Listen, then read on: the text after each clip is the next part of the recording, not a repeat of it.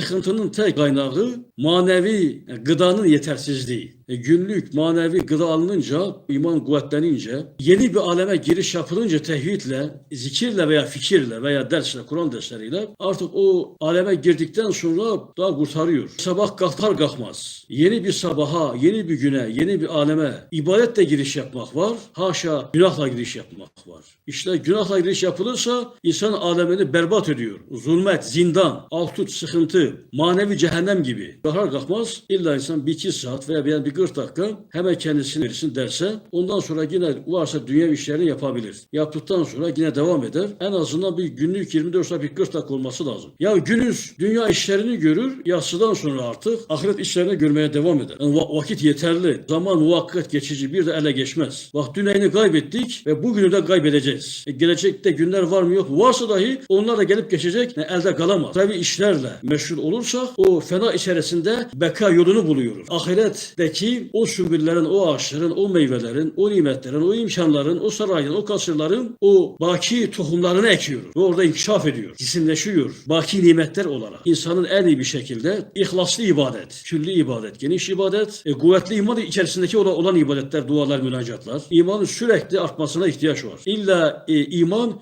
kamil olacak. İman-ı kamil de insan ne yapar? İnsan-ı kamil yapar.